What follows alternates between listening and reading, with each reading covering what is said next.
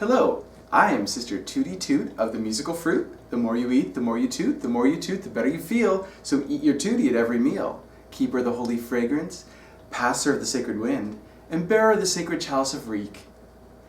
From the Los Angeles Sisters of Perpetual Indulgence. And I'm here today to talk about the AIDS life cycle. I've been a 10-year participant, and I find it to be the most wonderful event that I've ever participated in. The AIDS Life Cycle is a 7-day event which travels from San Francisco down to Los Angeles, stopping along the way. We stop in many communities that are normally that don't really get to experience gay people as much as the big towns of San Francisco and Los Angeles get to. But I will tell you this, over the years of participation, the communities have come to know who we are and what we stand for, and every single one of them is opening and welcoming to all the crazy people that come through their town. One in particular is the town of Bradley, and this is one town that is off the beaten path. Since the 101 was built, it was part of the old highway that the highway no longer goes through their town. But for the one day, the 8 hours that we invade their town, they have a barbecue for us.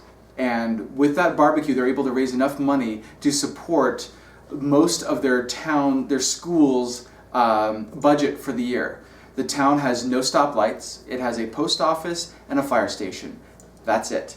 But you know what? That community comes out and welcomes us every single year and will take the time out to come in and greet us and cheer for us, and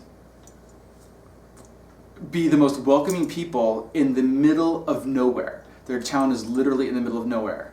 But they have the biggest heart and the biggest spirit that brings everybody together and makes that one day a completely different day for not only the kids in that town, but for the riders and the roadies who get to see and meet these wonderful kids.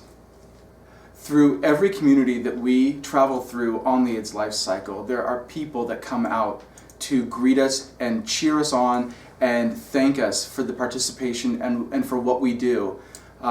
The one that sticks out most for me is on the very first day. When we are near the end of the day, we are coming to the town of Santa Cruz, and every single year there is a woman sitting on the sideline, just sitting there, not cheering, not yelling, but holding a sign that says thank you, and it has a picture of her brother. And she will clap for us, and she holds the sign, and she cries the entire time, because as long as people are aware of the disease that is still affecting people, she is able to keep the memory of her brother alive. And for one day out of the entire year, she is able to remember who he was and what he brought to her life, and she shares that with us as we move past it between 25 and 30 miles an hour. But you know what? She sits there and she's just a reminder to us of why we do what we do with the AIDS life cycle. I started participating in the AIDS life cycle on a dare from a friend.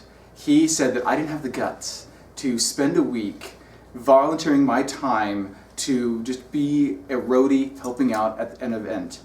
And through that, I learned so much about myself, about a community that I didn't even know existed.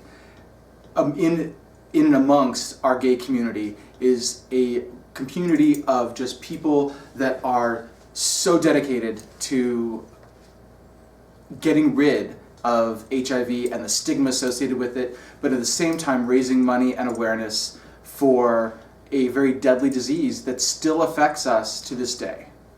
The Candlelight Vigil takes place on the very last night of AIDS life cycle, and all of the participants, all of the riders, the roadies, members of the community, family that have driven up to Ventura on the final night, all quietly process onto the beach, holding a candle that starts from one flame and then spreads to everybody else.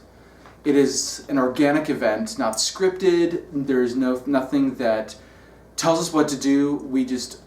Everybody kind of en masse moves towards the beach, and we stop and we remember those who have been affected, who have died, and who are family members of those who have lived with the disease or died from the disease. We remember them for that. What seems like a short bit of time, but will always stick with us. The candlelight vigil is special to me because my sister comes up and participates with me.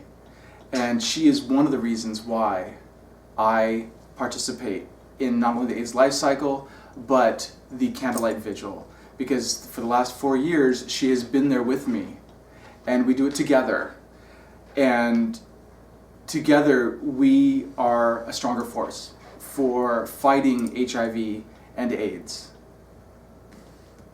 So, I have participated in the Life Cycle for 10 years now. And although I get up every morning on the Life Cycle between 4 and 5 in the morning, and I work all the way until 7 o'clock at night, the adrenaline and the energy that is derived from the group is what keeps me going. It is, in the short 7 days, all the participants and all the participants create a love bubble that is a world where there is no HIV, there is no stigma, there are no titles, there are no roles. Everybody, men, women, people from 18 to 72 are all equal and equivalent. And each person treats each other with dignity, respect, and love. And although it's not a requirement, it's just an organic environment that is created through all these people who've come together for one cause, and that is to end HIV. The one big takeaway I learned personally from the AIDS Life Cycle is the separation of the disease from the person. They are two completely separate things. That our community and the world loves to intertwine the fact that the people and the disease are one and the same, and they're not. Because you can still love somebody who is positive, and it has no relation to how you feel about that person. It is merely something that is part of their life and affects them more significantly than other things, but is not something that should be a factor in whether you love somebody or they're a friend of yours. Personally, it's no longer something that is a determining factor as to whether I will date somebody or I won't date somebody. Not like smoking. I will not date a smoker.